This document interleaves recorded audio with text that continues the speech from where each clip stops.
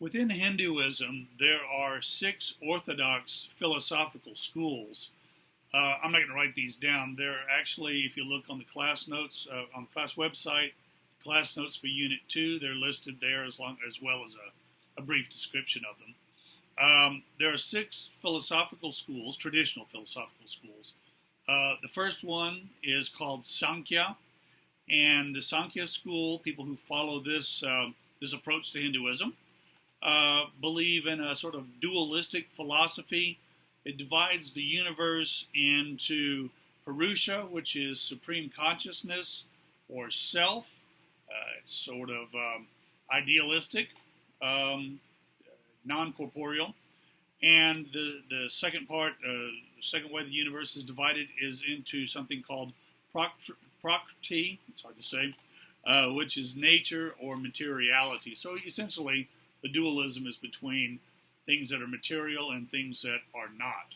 So this is the dualistic philosophy of Sankhya. The second orthodox philosophical school in Hinduism is called Yoga, and you've heard the word yoga. This comes from a word that means to unite, to join. Specifically, the idea is it's a way of being joined with the divine, with deities, and it's cognate with the English word for yoke, the English word yoke. The yoga school, philosophical school, emphasizes meditative practices that are designed to produce union with the ultimate reality, hence the name yoga, which means union. The third philosophical school is called Nyaya.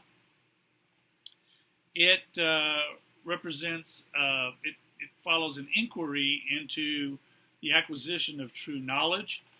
This is the word epistemology in English. Epistemology means the study of knowledge, or how we know what we know, or how we know what we think we know, right? So that's something that the Nyaya philosophical school investigates, and it includes things that would be very, very at home, very much at home in Western cultures as well. So study of logic, rhetoric, grammar. These were the three subjects that were part of the medieval training called trivium. The first three subjects that people would learn in school when they went to school were the trivium: logic, rhetoric, and grammar. So this is part of the Nyaya school, and of course that's just the starting point. And they go from there to investigate true knowledge and how we can know what we know or what we think we know. The fourth school is called Vaisheshika, and it's a study of reality. And it looks at the world around us, tries to make sense of it. In a way, it's sort of a precursor to science. And there are, as you may know, there have been many great scientists and mathematicians among the Hindus going way back hundreds, even thousands of years. Some of the greatest mathematicians in ancient times were from India, and I should say in more modern times as well. And so Vaisheshika is a study of reality, and reality, of course, according to this point of view, is the things we can sense with our senses, the things around us. And so scientific knowledge of the universe, of the world around us, is important to the Vaisheshika school of philosophy. The fifth school of Hindu philosophy is called Mimamsa, and it is involved with the study of the sacred scriptures, specifically the older scriptures, the Vedas. And so the Vedas themselves are studied. There are other writings that are also early in Hindu tradition, in the Vedic tradition, that even precedes Hinduism. Mimamsa, people who follow the Mimamsa school study those texts and try to make sense of them and apply them to their lives. The sixth school of six of the Hindu philosophical schools is called Vedanta, and Vedanta, just like Mimamsa, is a reflection on the older writings among the Hindus. Vedanta is a reflection on the later, more recent writings. And in fact, the word Vedanta itself is a compound. Ved, V-E-D, refers to the Vedas, and Anta means later. So Vedanta studies scripture or writings that are later than the Vedas, in particular the Upanishads, but not only the Upanishads. So these are the 6 orthodox philosophical schools. And of course, within these schools, there are innumerable sub-schools and different traditions that lie within these different schools. Remember, I said last time that Hinduism is a very diverse religious tradition, really a very diverse set of religious traditions. You wouldn't be wrong if you divided Hinduism into and said it's not just one religion; it's a whole bunch of different religions. When I talked about Judaism and Christianity, sometimes I mentioned Judaisms, plural, and Christianities, plural, very radically different forms of Judaism and Christianity. The same is doubly true of Hinduism, which has just so much variety among its practitioners. Okay, I've mentioned the 2 Hindu epics, the Ramayana and the Mahabharata, and I'm going to talk a little bit in more detail about them now. And the Ramayana, let me go ahead and write it up here.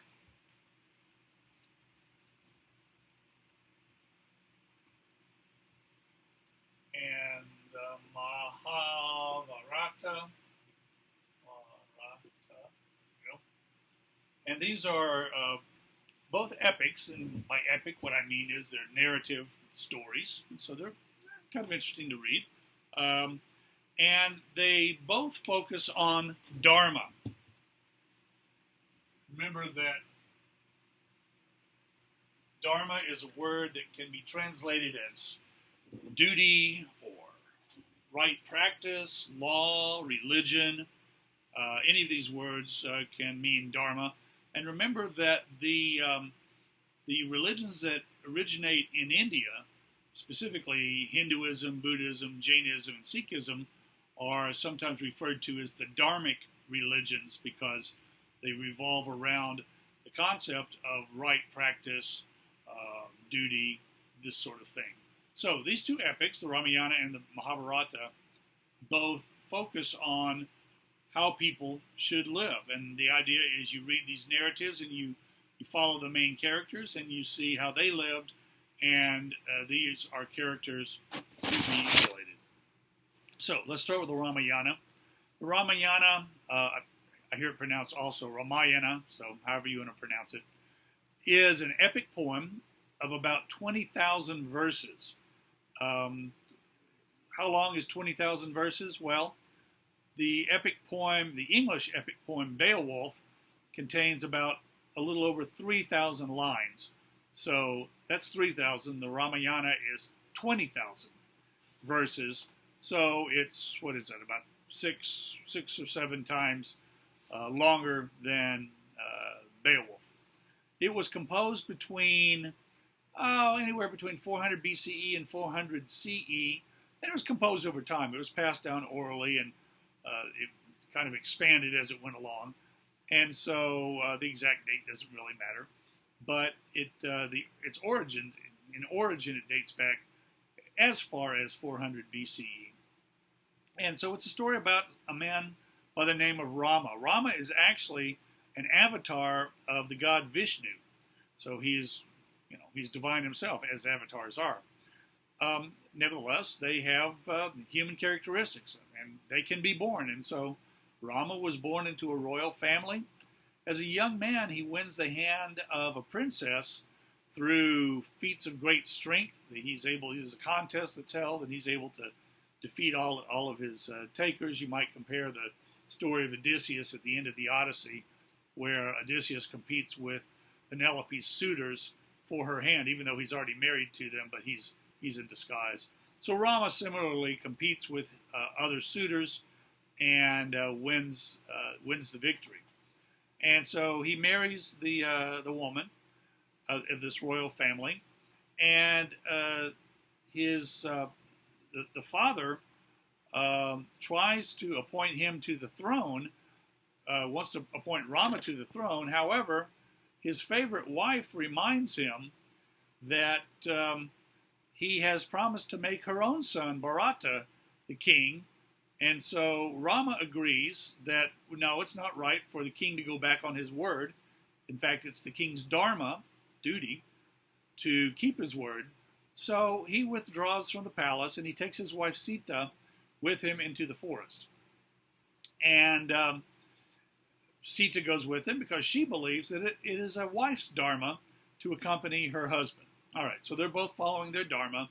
They end up in the forest, and eventually they're joined by Rama's brother, who's named Lakshmana, and they have lots of adventures.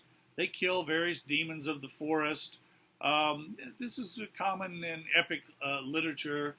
Go back to the oldest epic story that we know, the Epic of Gilgamesh, also has a story about Gilgamesh and Enkidu in the forest conquering demons, right? So this is a common in ancient literature, is a common sort of motif. So anyways, they have all these adventures. Eventually, there is a powerful demon in the forest who devises a plot to trick the two brothers and kidnap Sita, which he succeeds in doing. Eventually, after a long time, Rama manages to rescue Sita with help from the Monkey King Hanuman, but by the time he rescues her, she's been gone for a long time, and he's uncertain of her chastity. Has she been faithful to him or not? Whether he's been faithful to her is not an issue, apparently, but whether she's been faithful to him. So Sita says, of course I've been faithful to you. She volunteers to pass through the fire to prove her faithfulness, the idea being that if she has been unfaithful, she will be consumed by the fire, and if she hasn't, then she will pass through the fire unscathed.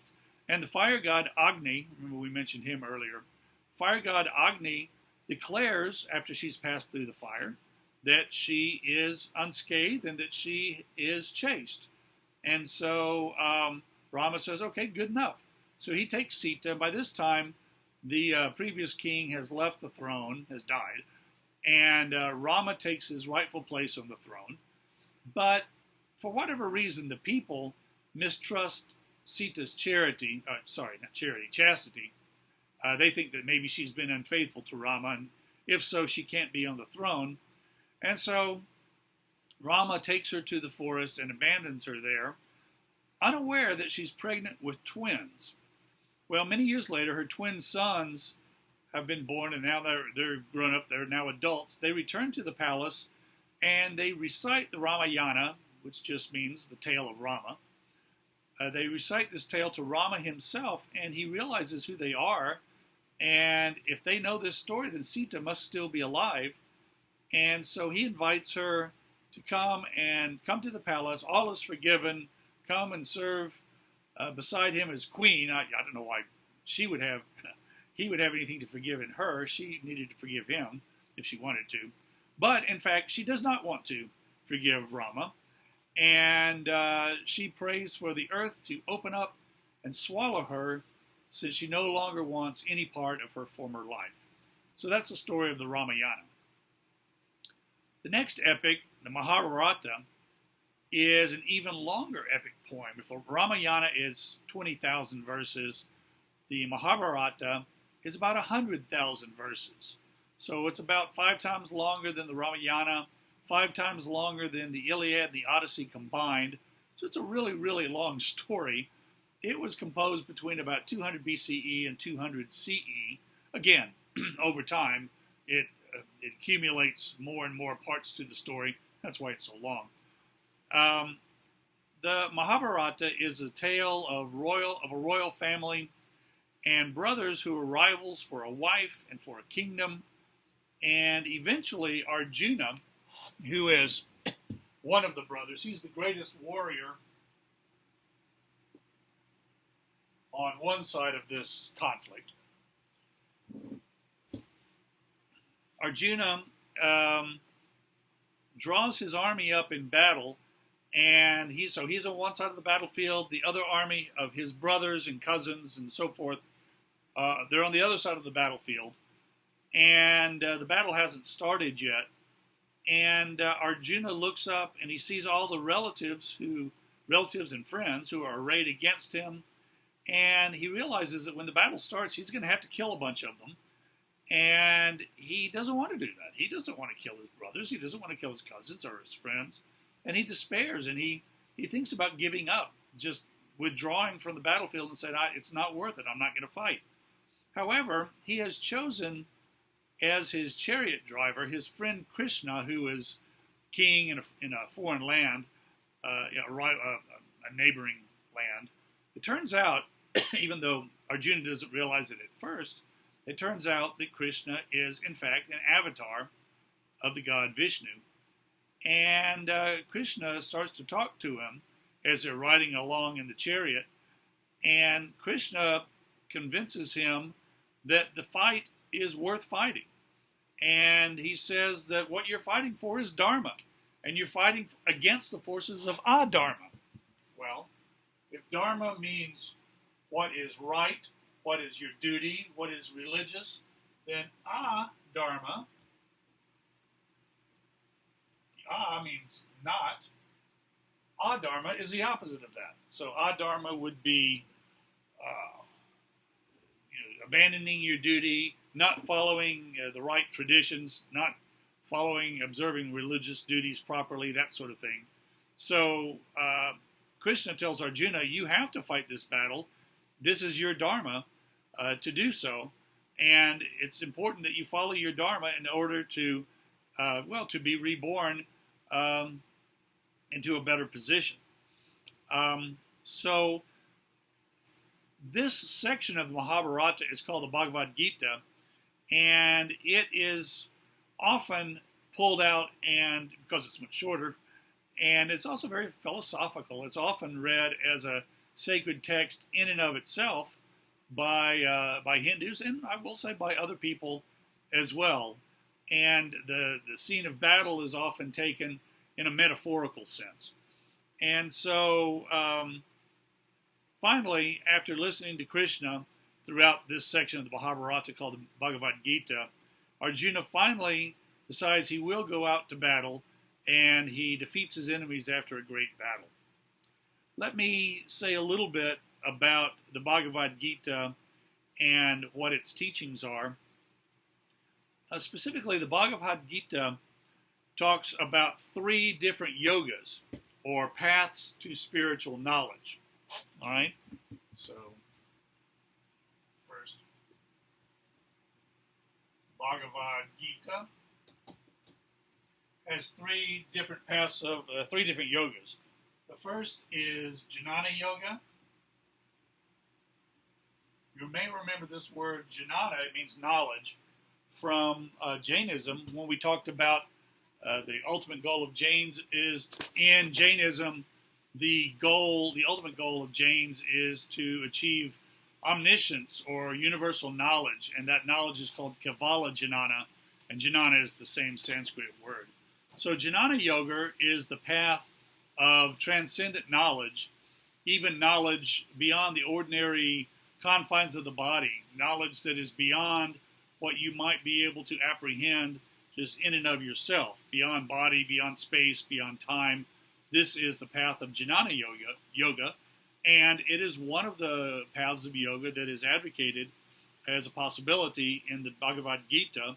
And the purpose of studying, the purpose of attaining knowledge, is in order for people to liberate themselves from their desires, and particularly from the desires that delude the soul, and we'll talk more about delusion in the next video. The second type of yoga that the Bhagavad Gita talks about is called Karma Yoga.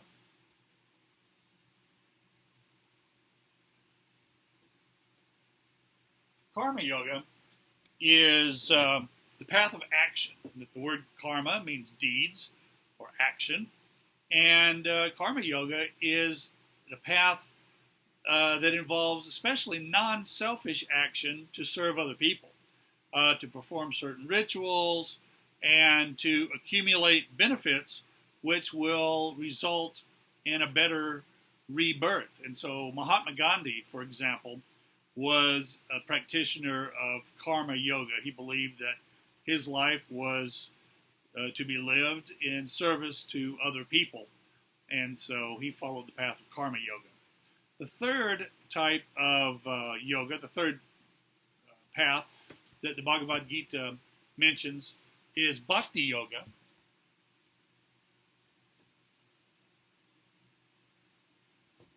Bhakti yoga is the way of devotion. So jnana yoga is the way of knowledge. Karma yoga is the way of action. Bhakti yoga is the way of devotion. And this is another possible way of living your life, according to the Bhagavad Gita. It is mentioned earlier in texts like the Upanishads, and I've talked about the Purunas as well. These are classic bhakti texts, and the Bhagavad Gita in particular advocates devotion to Krishna, but in Hinduism, you can be devoted to any of the gods or goddesses, and so bhakti is just the path of devotion or worship of these gods. Now, these are the three yogas that the Bhagavad Gita mentions explicitly. Some people would add a fourth yoga to these three, the Raja Yoga.